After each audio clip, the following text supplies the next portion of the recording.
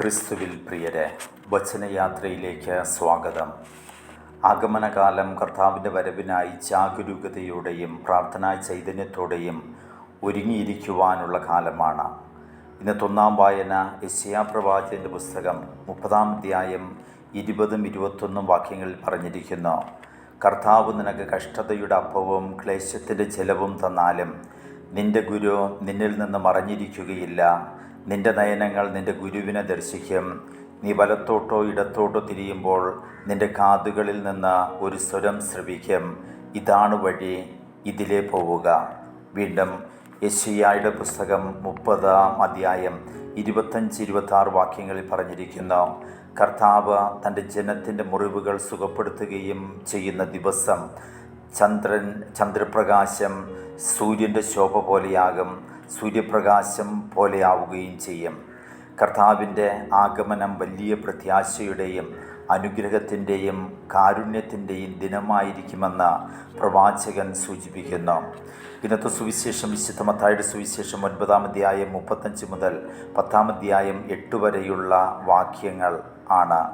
ഇടയനില്ലാത്ത ആടുകളോട് അനുകമ്പയുള്ള യേശു തൻ്റെ ദൗത്യം തുടരുവാനായി ശിഷ്യരെ ദൗത്യമേൽപ്പിക്കുന്ന വചനഭാഗമാണ്.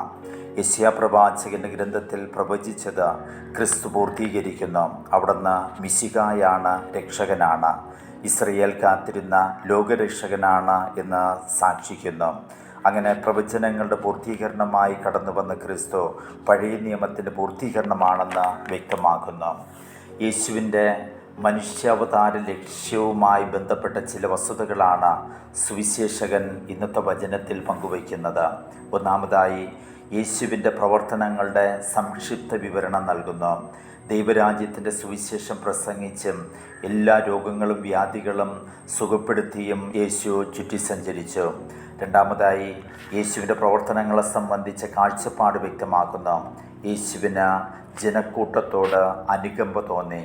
മൂന്നാമതായി, പ്രവർത്തന വിജയത്തിനായി ശിഷ്യർ എന്തു ചെയ്യണമെന്ന് യേശു വ്യക്തമാക്കുന്നു.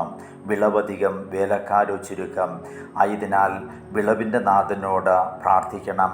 തീഷ്ണതയോടുകൂടെ വിളഭൂമിയിൽ അധ്വാനിക്കണം. നാലാമതായി, തൻ്റെ ശിഷ്യഗണത്തിൽ നിന്ന് 12 പേരെ പ്രത്യേകം തിരഞ്ഞെടുത്ത് പരിശീലിപ്പിക്കുന്നു. യേശുവിൻ്റെ പഠനങ്ങളുടെ സംക്ഷിപ്ത വിവരണമാണ് ആദ്യം നമുക്ക് വചനത്തിൽ കാണുവാൻ കഴിയുക.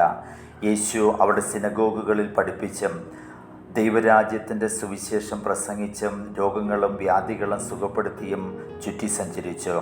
യേശുവിൻ്റെ ദൗത്യം എന്താണെന്ന് ഇവിടെ വ്യക്തമാക്കുന്നു. പഴയ നിയമം പറഞ്ഞിരിക്കുന്ന മിശിഹാ യുഗത്തിലെ കർത്തവ്യങ്ങളാണ് യേശു ഇവിടെ നിർവഹിക്കുന്നത്. യേശു ഇസ്രയേൽ പ്രതീക്ഷിച്ചിരുന്ന മിശിഹായാണെന്ന് വ്യക്തമാക്കുന്നു. ഇവിടെ യേശു വാക്കിലൂടെയും പ്രവൃത്തിയിലൂടെയും ശുശ്രൂഷ ചെയ്യുന്നു. യേശു ആരെന്ന ചോദ്യത്തിന് വിശുദ്ധ മത്തായി നൽകുന്ന ഉത്തരം യേശു നിരന്തരം സഞ്ചരിക്കുന്നവനാണ് എന്നതാണ്. ഇത് യേശുവിനെ മറ്റു ഗുരുക്കന്മാരിൽ നിന്നും വ്യത്യസ്തനാക്കുന്നു.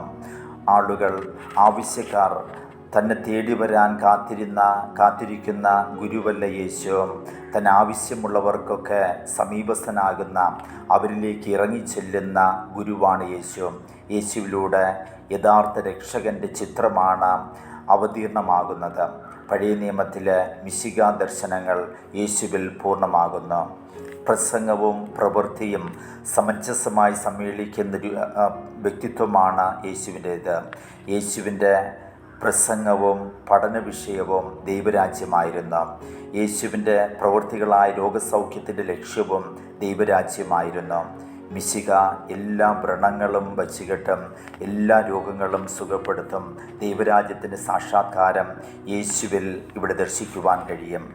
യേശുവിന് ജനക്കൂട്ടത്തോട് അലിവ് തോന്നി, അനുകമ്പ തോന്നി. കാരണം അവർ ഇടയനില്ലാത്ത ആടുകളെപ്പോലെയായിരുന്നു. ആയതിനാൽ ശിഷ്യരെ തിരഞ്ഞെടുക്കുന്നു, ദൗത്യമേൽപ്പിക്കുന്നു. ഇടയൻ എന്നത് ബൈബിളിൽ വളരെ സാധാരണമായി ഉപയോഗിച്ചിരുന്ന ഒരു പ്രതീകമാണ്. രാഷ്ട്രീയ മത നേതൃത്വത്തെ കുറിക്കാനാണ് ഈ പ്രതീകം അധികവും ഉപയോഗിച്ചിട്ടുള്ളത്. ഈ പ്രതീകം യേശു താനാണ് നല്ല ഇടയൻ എന്ന രീതിയിലും ഉപയോഗിച്ചിട്ടുണ്ട്. ഈ പ്രതീകത്തിൻ്റെ രീതിയിൽ ശുശ്രൂഷ ഏൽക്കുന്നവരെ ആടുകളെന്നും സുവിശേഷകനെ ഇടയനെന്നും വിശേഷിപ്പിക്കുന്നുണ്ട്. ആടുകളുടെ മേൽ ശ്രദ്ധയില്ലായിരുന്ന ഇടയന്മാർ പഴയ നിയമത്തിലും സഭയിലും ഉണ്ടായിരുന്നു. നയിക്കാനും നിയന്ത്രിക്കാനും നല്ല വഴികൾ പറഞ്ഞു കൊടുക്കുവാനും സന്മനസ്സുള്ളവർ കുറയുന്നു. മനുഷ്യർക്കും ദൈവത്തിനുമിടയിൽ വിശ്വാസത്തോടും വിശുദ്ധിയോടും മധ്യസ്ഥനായി നിൽക്കുവാൻ കഴിയുന്നവർ കുറയുന്നു. അതിനാൽ അജഗണങ്ങൾ സുരക്ഷിതരല്ല. അവരോട് യേശുവിന് അനുകമ്പ തോന്നുന്നു.